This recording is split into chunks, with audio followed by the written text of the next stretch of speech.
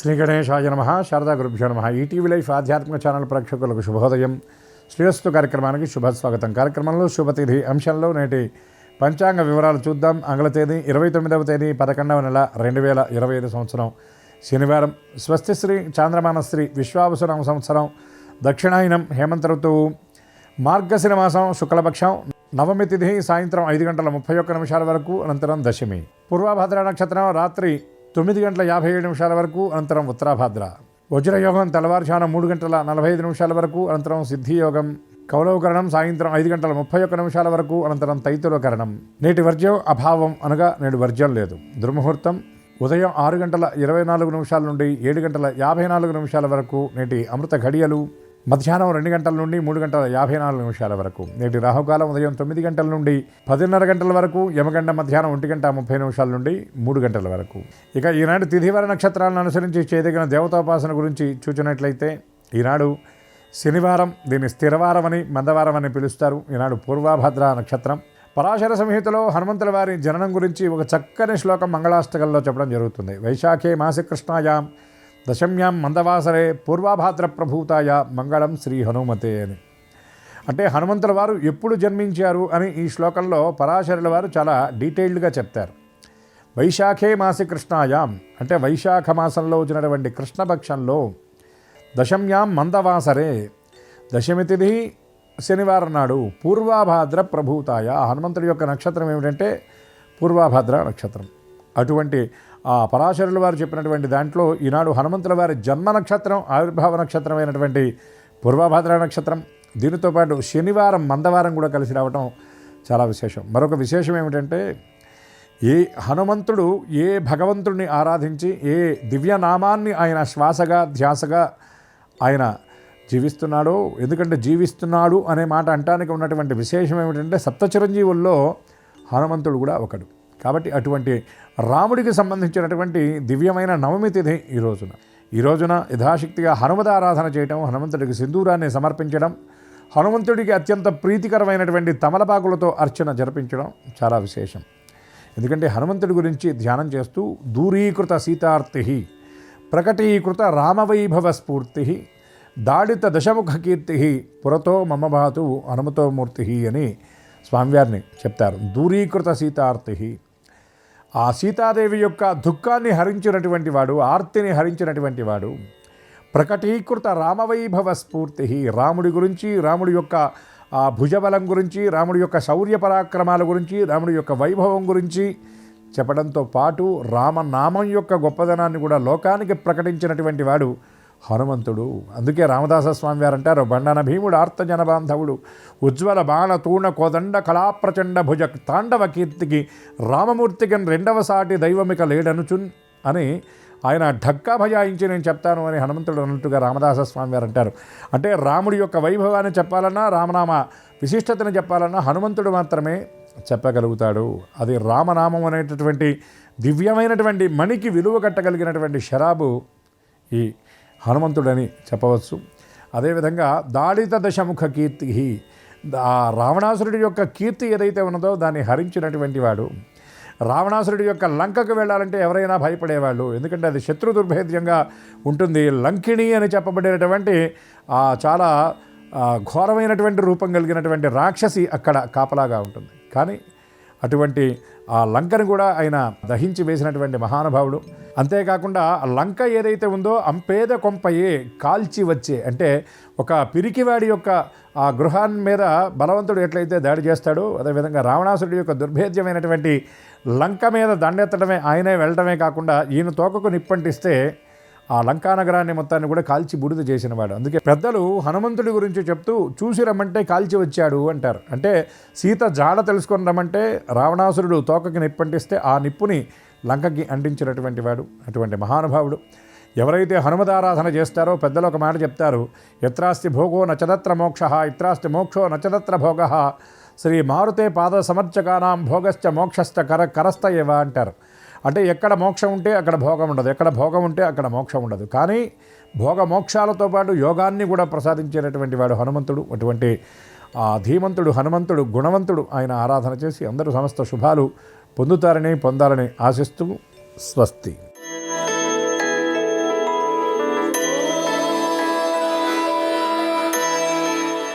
ETV life ఆధ్యాత్మిక channel ప్రేక్షకులందరికీ నమస్కారం. శ్రీరస్తు కార్యక్రమంలో గ్రహయోగం అంశానికి స్వాగతం. ఈనాటి గ్రహయోగం శీర్షికలో మేషాది ద్వాదశ రాశుల వారికి కలిగే శుభ అశుభ ఫలితాలని, అవసరమైన సందర్భాల్లో ప్రత్యామ్నాయ మార్గాల్ని తెలుసుకుంటారు. అంతేకాక ఏ రాశి వారికి ఏ దైవ దర్శనం శుభంకరమో, ఏ రాశి వారికి ఏ దిక్ ప్రయాణం లాభకరమో, ఏ రాశివారు ఏ రంగు దుస్తుల్ని ధరించినట్టయితే సర్వకార్య పరిసమాప్తి అవుతుందో, ఏ రాశి వారికి ఏ సంఖ్య అదృష్ట సంఖ్యగా నేటికి మాత్రం ఉండబోతుందో ఆ విశేషాలని క్రమంగా తెలుసుకుంటారు. అంతేకాక అందరికీ భయం కలిగించే వారం ఒక తీరుగా చూస్తే శనివారం. శనిగ్రహం ఏ విధమైనటువంటి ఇబ్బందుల్ని పెడతాడో అనే భయం లేనటువంటి వారు ఉండరు. అటువంటి శని దోష నివారణ కోసం కాకుల విషయంలో ఏ విధమైన పరిహార మార్గాల్ని పాటించాలో ఆ విశేషాలను ఇప్పుడు శ్రీకరం శీర్షిక ద్వారా తెలుసుకుందాం.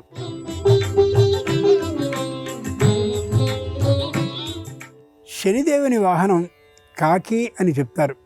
మూగజీవుల పరిరక్షణ, వాటికి ఆహార పానీయాల్ని సమకూర్చడం భూతయజ్ఞం. ముఖ్యంగా శనివారం నాడు కాకుల్ని దర్శించి నమస్కరించాలి. కాకుల్ని వీక్షిస్తూ శనిగ్రహ స్తోత్రాన్ని పఠించవచ్చు.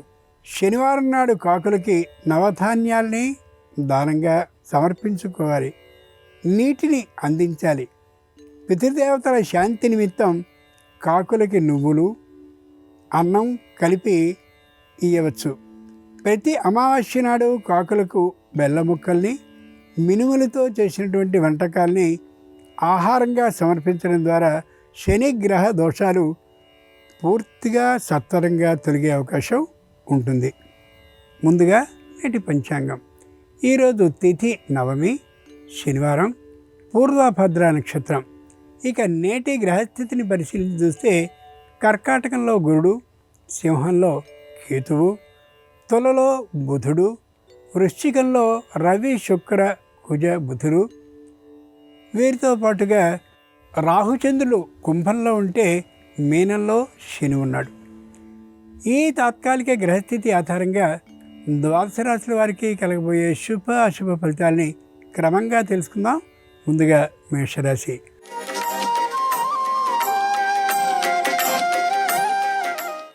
ఈరోజు మేషరాశి వారు ఏ పనిని ప్రారంభించినప్పటికీ మానసిక ఆందోళన ఏమాత్రమూ లేకుండా పూర్తిగా పరిష్కరించుకోగలుగుతారు. కుటుంబ సభ్యుల మధ్య ఐకమత్యం అన్యోన్యంగా ఉండేటువంటి కారణంగా మానసిక ప్రశాంతతతో ఉండగలుగుతారు. వృత్తిపరమైనటువంటి నైపుణ్యాన్ని ప్రదర్శించగలుగుతారు. అయితే ఆర్థికమైన లాభం మాత్రం అంతగా ఉండకపోవచ్చు. వ్యాపారం విశేషంగా సాగుతుంది. అనుకున్నంత లాభం లేకపోయినప్పటికీ కూడా వినియోగదారుల్ని బాగా ఆకర్షించగలుగుతారు. శనివారం సందర్భంగా మేషరాశి వారు శని స్తోత్రాన్ని 19 మార్లు పఠించి నువ్వుల్ని దానంగా సమర్పించినట్లయితే శని దోషం పూర్తిగా తొలగిపోతుంది. ఈశాన్య దిక్ ప్రయాణం అనుకూలం. కలిసి వచ్చే రంగు తెలుపు. అదృష్ట సంఖ్య 3.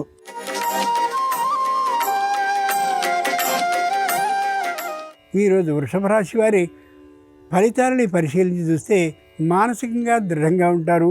శారీరకంగా బలంగా కూడా ఉంటారు. ఎంత దూరమైనా ప్రయాణించగలుగుతారు. శుభకార్యాలు అన్నిటిలోనికి దాదాపుగా పాల్గొంటూ ఉండే అవకాశం ఉంది. వ్యావసాయికమైనటువంటి ఆదాయం కోసం అంతకుముందు ఎప్పుడో చేసినటువంటి భూమికి సంబంధించిన మరమ్మతులు అనుకూలమైనటువంటి లాభాన్ని అందిస్తూ ఉండొచ్చు. కూరగాయలకి సంబంధించిన, అలాగే పండ్లకు సంబంధించిన పొలాలు ఏవైతే ఉన్నాయో వాటి ద్వారా ఆదాయం రావడం కూడా ప్రారంభం కావచ్చు. వివాహాది శుభకార్యాలు అనుకూలించే అవకాశం పుష్కలంగా గోచరిస్తుంది. శనివారం సందర్భంగా వృషభ రాశి వారు శ్రీ వెంకటేశ్వర స్వామి వారిని మల్లెలతో పూజించినట్లయితే శుభవాక్యాన్ని వినే అవకాశం ఉంటుంది. వ్యాపార విషయంలో ఉత్తర దిక్ ప్రయాణం అనుకూలం. కలిసి వచ్చే రంగు నీలం. అదృష్ట సంఖ్య 1.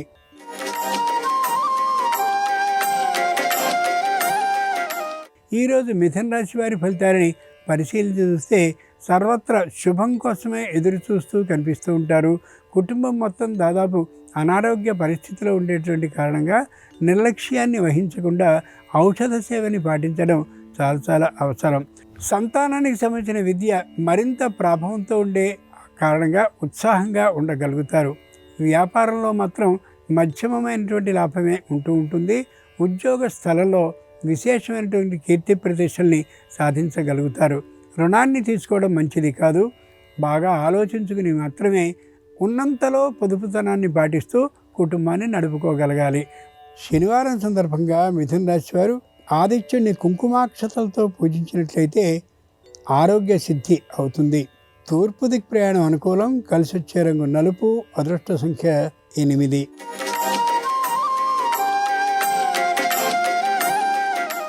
ఈరోజు కర్కాటక రాశి వారి ఫలితాలని పరిశీలించి చూస్తే ప్రతి విషయంలో కూడా నిర్లిప్తంగా వ్యవహరిస్తూ ఉంటారు. కుటుంబానికి సంబంధించిన ఆదాయం విషయంలో కూడా పెద్ద శ్రద్ధని చూపించే అవకాశం ఉండకపోవచ్చు.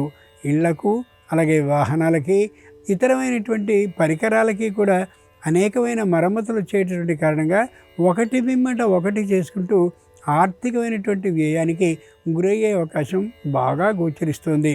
ఉద్యోగంలో చిన్నమైనటువంటి మార్పులు, చిన్నమైనటువంటి ఇబ్బందులు కలిగే అవకాశం ఉంది. నిదానమైనటువంటి ఆలోచనతో పూర్తి చేసుకోగలగాలి. శనివారం సందర్భంగా కర్కాటక రాశి వారు కళ్యాణ వెంకటేశ్వర స్వామివారిని పసుపు అక్షతలతో అర్చించినట్లయితే వివాహాది శుభకార్యాలు సత్వరంగా అనుకూలమైన దిశలో ఏర్పడే అవకాశం ఉంటుంది. ఉత్తర దిక్ ప్రయాణం అనుకూలం. కలిసి వచ్చే రంగు తెలుపు. అదృష్ట సంఖ్య 3.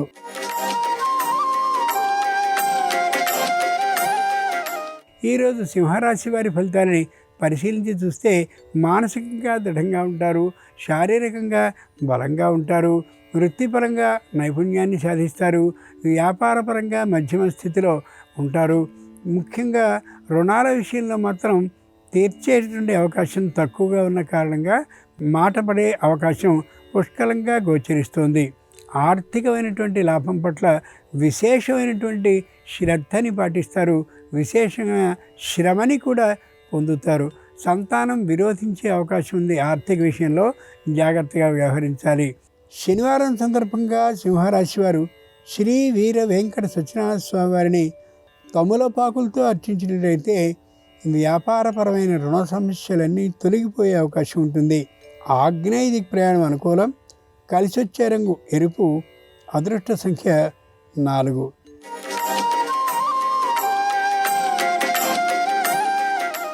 ఈరోజు కన్యారాశి వారి ఫలితాలని పరిశీలించి చూస్తే సాత్వికంగా ఉంటారు. ఏ విధమైనటువంటి రజోగుణ తమోగుణాలకి లోను కాకుండా ప్రవర్తిస్తారు.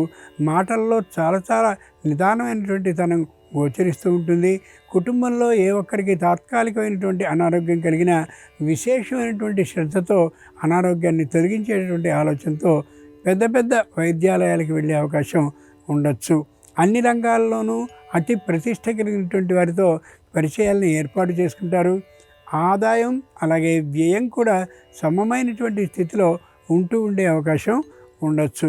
శనివారం సందర్భంగా కన్యారాశి వారు శ్రీకృష్ణుని తులసీ దళాలతో అర్చించి వెన్నను నైవేద్యంగా సమర్పించినట్లయితే వృత్తి ఉద్యోగ వ్యాపారాల్లో ఉన్నటువంటి సమస్యలు తొలగిపోతాయి. ఉత్తర దిక్ ప్రయాణం అనుకూలం. కలిసి వచ్చే రంగు పసుపచ్చన. అదృష్ట సంఖ్య 5.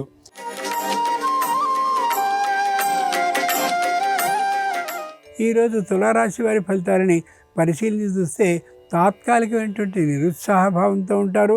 శారీరకంగా మానసిక నిరుత్సాహం కారణంగా అంత ఉత్సాహంగా ఉండలేకపోతారు. కుటుంబానికి కల్పవృక్షంలో ఉన్నటువంటి వ్యక్తి వీరితో విరోధాన్ని పెంచుకునే అవకాశం ఉన్నటువంటి కారణంగా పెద్దదైనటువంటి అండని కోల్పోయినటువంటి తనంతో ఉండొచ్చు. ఉద్యోగంలో చిన్నమైనటువంటి ఇబ్బందులు ఏర్పడుతూ ఉండొచ్చు. వృత్తిలో కూడా అంత ఆనుకూల్యం గోచరించకపోవచ్చు. సంపాదించుకున్నటువంటి ఆస్తిని మాత్రం చాలా శ్రద్ధగా రక్షించుకుంటూ ఉండే ఆ నేపథ్యంలో తొందరగా మాటని మాట్లాడే అవకాశం, అభిప్రాయ భేదాలు కలిగించుకునే విధానం ఉండొచ్చు. శనివారం సందర్భంగా తులారాశి వారు శ్రీ లక్ష్మీ నృసింహస్వామి వారిని సన్నజాజులతో పూజించినట్లయితే కోపం అదుపులో ఉండి అన్ని వ్యతిరేక పరిస్థితులు అనుకూలంగా మారే అవకాశం ఉంటుంది. వాయవ్య దిక్ ప్రయాణం అనుకూలం. కలిసి వచ్చే రంగు ఆకుపచ్చన. అదృష్ట సంఖ్య 8.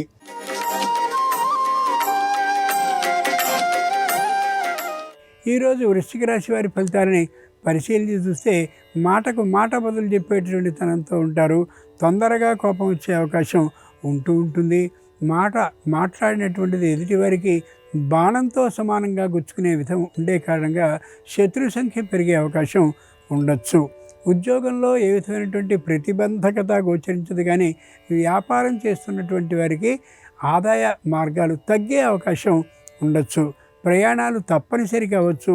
శారీరకమైనటువంటి అనారోగ్యం కారణంగా అంతంత దూరాలు సకాలంలో ప్రయాణించే అవకాశం ఉండకపోవచ్చు. జాగ్రత్తగా ఆలోచించుకొని ప్రవర్తించుకోగలగాలి. శనివారం సందర్భంగా వృశ్చిక రాశి వారు శ్రీరామచంద్రమూర్తి వారిని ఎర్రమందారాలతో పూజించినట్టయితే నూతన పదవి లాభానికి అవకాశం ఉండొచ్చు. పశ్చిమ దిక్కు ప్రయాణం అనుకూలం. కలిసి వచ్చే రంగు నీలం. అదృష్ట సంఖ్య 7.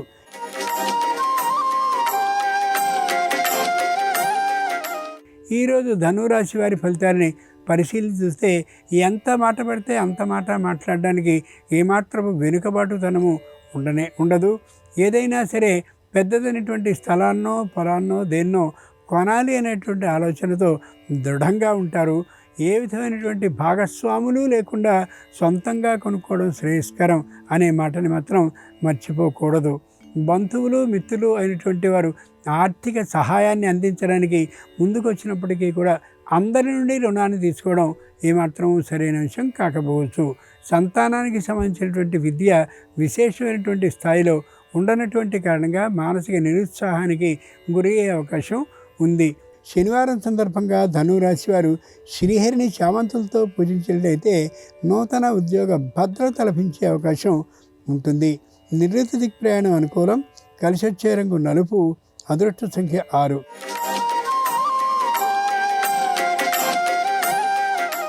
ఈరోజు మకర రాశి వారి ఫలితాలని పరిశీలించి చూస్తే వ్యాపారం మధ్యమంగా ఉంటుంది.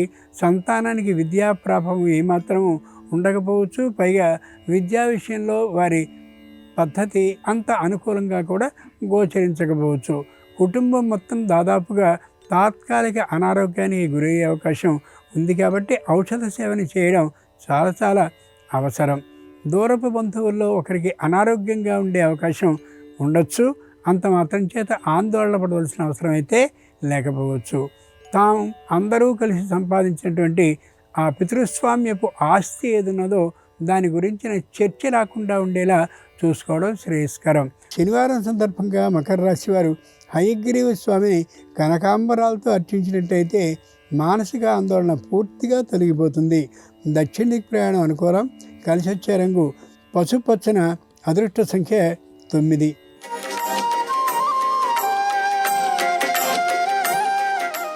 ఈరోజు కుంభరాశి వారి ఫలితాలని పరిశీలించి చూస్తే ప్రతి విషయంలోనూ కూడా గుంపనతనాన్ని పాటిస్తారు. అన్నదమ్ములు అప్పచెల్లెల మధ్య అన్యోన్యతాభావం పెద్దగా ఉండకపోవచ్చు. ఆర్థికమైనటువంటి లాభం తక్కువగా ఉన్నటువంటి కారణంగా ఏదేదో పెద్దవైనటువంటి ఆస్తుల్ని రుణం చేసి కొందామనే ఆలోచన ఏమాత్రమూ సరి కాకపోవచ్చు.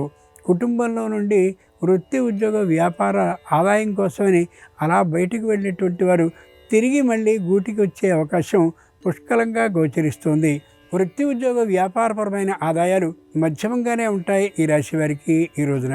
శనివారం సందర్భంగా కుంభరాశి వారు శ్రీ మహాగణాధిపతిని బిల్వదళాలతో అర్చించినట్టయితే మానసిక ప్రశాంతత కలిగే అవకాశం ఉంటుంది. ఈశాన్య దిక్ ప్రయాణం అనుకూలం. కలిసి వచ్చే రంగు ఎరుపు. అదృష్ట సంఖ్య 4.